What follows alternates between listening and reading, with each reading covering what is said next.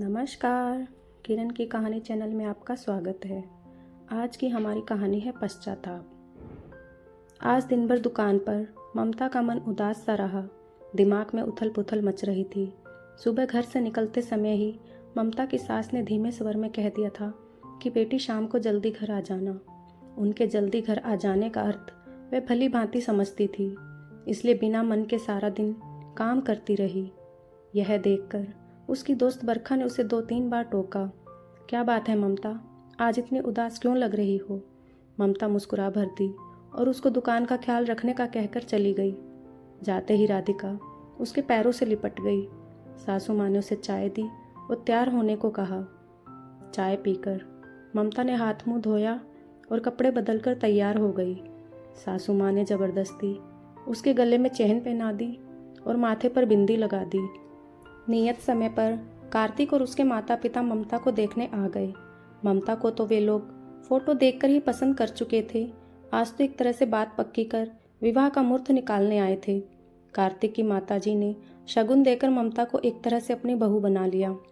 ममता की आंखें भर आई। ठीक इसी तरह एक दिन ममता की सास ने शगुन देकर समीर के लिए उसे स्वीकारा था। तब मन में कितनी उमंगें थी।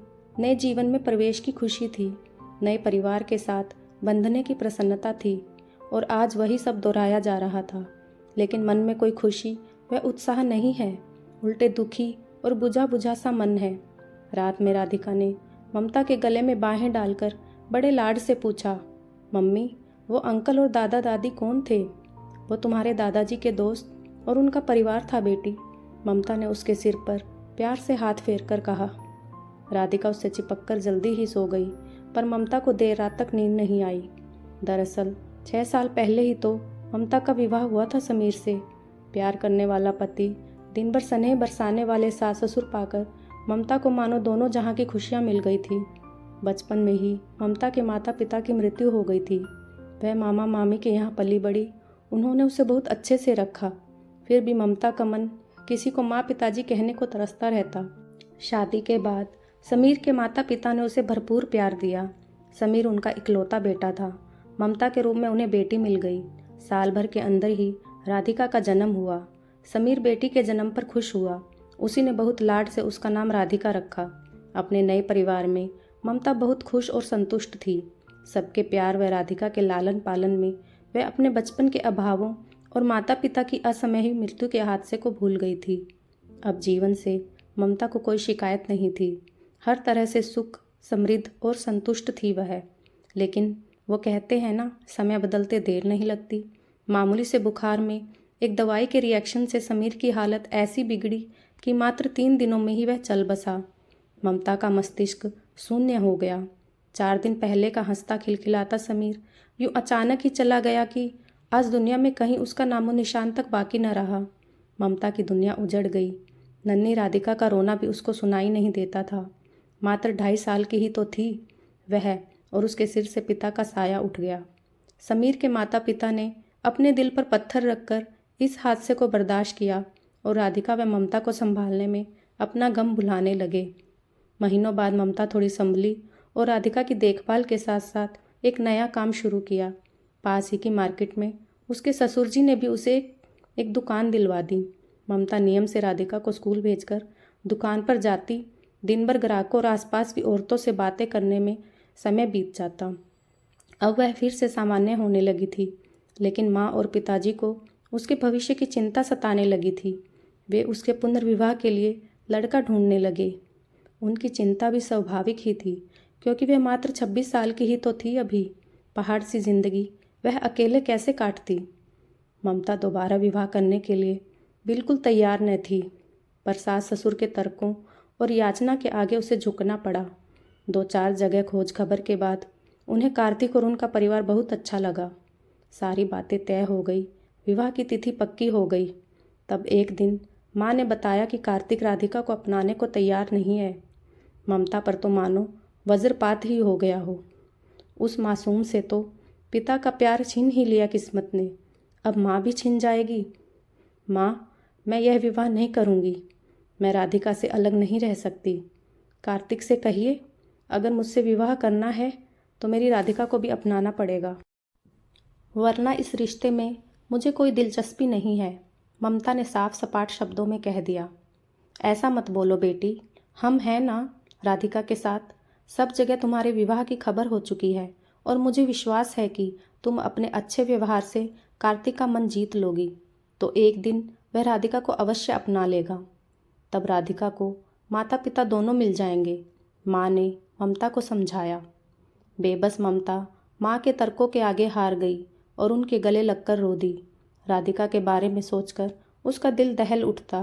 15 दिन बाद ही सादगी से ममता और कार्तिक का विवाह हो गया।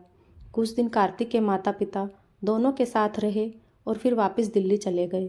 ममता नए घर, नए परिवेश और नए रिश्ते में अपने आप को ढालने का प्रयत्न करने लगी। कार्तिक बहुत समझदार, प्यार करने वाला और ध्यान रखने वाला जीवन साथी था। ममता बहुत खुश थी। बस यही बात रह रहकर उसे कचोटती रहती कि काश कार्तिक उसकी ममता की तड़प को भी समझ पाता और राधिका को भी अपना लेता। वैसे ममता को इस बात की तसल्ली थी कि कार्तिक उसी शहर में रहता था। उसके ऑफिस जाते ही घर के काम करके वो अपनी दुकान पर चली जाती। स्कूल से राधिका को भी पिताजी ममता के पास छोड़ जाते। दोपहर भर ममता राधिका के साथ समय बिता लेती, उसे लाड प्यार कर लेती, लेकिन शाम को जब वह घर वापस आने लगती तब राधिका रुआं सा होकर उसका पल्लू पकड़ लेती। तब ममता का कलेजा तार तार हो जाता। बड़ी मुश्किल से वह भरी आंखों से फिर मिलने का वादा कर उससे विदा लेती। रात भर राधिका का रोता चेहरा उसके सामने घूमता रहता और वो सो नहीं पाती। कुछ महीने इसी तरह बीत गए। एक दिन ममता को पता चला कि वह माँ बनने वाली है। कार्तिक की खुशी का ठिकाना न रहा। वह ममता को हर तरह से ख्याल रखता। कुछ और महीने बीतने पर ममता का दुकान पर जाना बंद हो गया और राधिका से मिलने का जरिया भी। कभी कभी माँ पिताजी राधिका को ममता के घर ले जाते, पर रोज रोज तो यह संभव न था। उसका हृदय विकल रहता। नियत समय पर ममता ने एक बेटे को जन्म दिया। इस समय कार्तिक के माता पिता उसके पास आ गए। नन्ना 3 महीने का हो गया तो वे लोग वापस चले गए। अब ममता दिन भर नन्हे की देखभाल में लगी रहती। नन्हे की देखभाल के दौरान उसे हर पल राधिका का लालन पालन याद आता और वह तड़प उठती। वह दोपहर में अक्सर नन्हे को सीने से लगाकर राधिका की याद में रोती रहती। उसके मन में राधिका के बचपन की यादें ताज़ा हो जाती। वह उसकी मासूमियत भरी बातें सुनने को तरस जाती। जीवन साथी मिलने और दोबारा माँ बनने के बावजूद वो अधूरी थी। कार्तिक ऑफिस से आकर घंटों नन्हे के साथ खेलता रहता। रात में भी उठकर उसे संभालता, उसे घुमाने ले जाता। नन्हा अब 5 महीने का हो गया था। उसकी किलकारी से घर गूंजता रहता। नन्हे को वैक्सीन लगवाने के बाद ममता घर लाई तो उसे बुखार हो गया। वह सारा दिन रोता रहता और चिड़चिड़ करता रहता। ममता उसे संभालते संभालते बहुत थक गई थी। कार्तिक, अगर आप इजाज़त दें तो मैं कुछ दिनों के लिए माँ के यहाँ हो आऊँ? वहाँ नन्हे की देखभाल भी ठीक से हो जाएगी, उसने कार्तिक से पूछा। हाँ ममता, हो आओ, तुम्हें भी थोड़ा आराम मिल जाएगा। बहुत थक गई हो तुम। मेरी चिंता मत करना, ऑफिस का कैंटीन बहुत अच्छा है, मैं वहीं खाना खा लिया करूँगा। कार्तिक ने सहर्ष अनुमति दे दी। ममता खुशी खुशी नन्हे को लेकर माँ के घर आ गई। नन्हे को सारा दिन माँ पिताजी संभाल लेते। ममता पूरा समय राधिका की देखभाल में बिताती। उसे नहलाना धुलाना, खाना खिलाना सब वह करती। महीनों बाद राधिका रात भर उससे लिपट कर सोई। वह उसे नई नई कहानियाँ सुनाती। ममता बहुत खुश थी और उसकी ममता भी पूर्ण रूप से संतुष्ट थी। ममता के जाने के बाद कार्तिक जब शाम को घर आता तो उसे घर काटने को दौड़ने लगता। उसे ममता और नन्हे की बहुत याद आ रही थी। देर रात तक वह टीवी देखकर मन बहलाता रहता। रात में सोता तो उसे नींद में भी लगता कि जैसे नन्हा रो रहा है या कुनमुना रहा है, और वह चौंक कर जाग जाता। उसे न घर में न ऑफिस में चैन आ रहा था। ऑफिस में उसका मन काम में नहीं लगता और घर का सन्नाटा उसे खल रहा था। अचानक कार्तिक को एहसास हुआ कि वह तो बाप है, फिर भी 5 महीने के बेटे से 5 दिन की दूरी उससे सही नहीं जा रही है। लेकिन ममता तो माँ है। 5 बरस जिस बेटी को उसने सीने से लगाकर पाला पोसा, उससे इतने महीनों वह किस तरह अलग रह पाई होगी। सचमुच वह कितना निर्दयी और छोटे दिल का है, जो एक मासूम को उसकी माँ से जुदा कर दिया। यदि ममता नन्हे को लेकर हमेशा के लिए चली गई तो कैसे जी पाएगा वह अपने जान से प्यारे बेटे के बिना? और ममता कैसे जी रही होगी अब तक राधिका के बिना? कितना दर्द सहा होगा उसने। कार्तिक की आंखें भर आई। वह ममता को अपना मान सकता है तो उससे उत्पन्न अंश को अपना क्यों नहीं मान सकता। कैसे वह इतना छोटे मन का स्वार्थी हो गया। उसे पश्चाताप होने लगा। अगले ही दिन कार्तिक ममता के घर जा पहुंचा। नन्हे को गोद में लिए ममता राधिका को प्यार से खाना खिला रही थी। उसके चेहरे पर एक अलग ही चमक छिलमिला रही थी। कार्तिक ने उसे इतना प्रसन्न कभी नहीं देखा था। वह मुग्ध होकर ममता को देखता ही रह गया। आज तक उसने एक माँ से यह खुशी छीन रखी थी। वह गलानी से भर उठा। कार्तिक पर नज़र पड़ते ही ममता का चेहरा बुझ सा गया और राधिका ने भी सहम कर उसका आंचल पकड़ लिया। कार्तिक ने मुस्कुराकर राधिका के सिर पर हाथ फेरा तो वह ममता से सटकर खड़ी हो गई। तुम्हारे बिना घर बहुत सूना सूना लग रहा है। अब तो नन्हे की तबीयत भी ठीक है, चलो घर चलें, कार्तिक ने ममता से कहा। आप माँ को ले जा रहे हैं? राधिका की आंखों में आंसू भर आए। केवल माँ को नहीं बेटा, आपको भी घर ले जाने आया हूँ। अब से आप भी माँ के साथ ही रहेंगे, कार्तिक ने प्यार से कहा। सच अंकल? राधिका की खुशी का ठिकाना नहीं रहा। अंकल नहीं, पापा बोलो बेटा, मैं तुम्हारा पापा हूँ, कार्तिक ने उसे गोद में उठाकर प्यार से कहा। ममता आश्चर्य से कार्तिक की ओर देख रही थी। मुझे माफ़ कर दो ममता, मैं बहुत स्वार्थी था।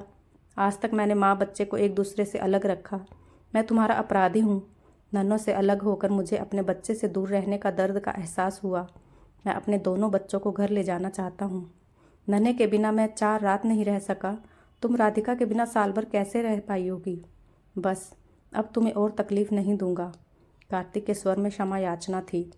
ममता इस अचानक मिली खुशी को पाकर रो ही पड़ी। मैंने कहा था ना बेटी, एक दिन सब ठीक हो जाएगा, माँ और पिताजी कमरे में आते हुए बोले। राधिका कार्तिक के गले से लिपट गई। नन्हे को सीने से लगाए ममता यह दृश्य देखकर भाव विभोर हो गई। आज उसे लग रहा था उसका परिवार पूरा हो गया। तो दोस्तों, आपको कार्तिक जी का फैसला कैसा लगा?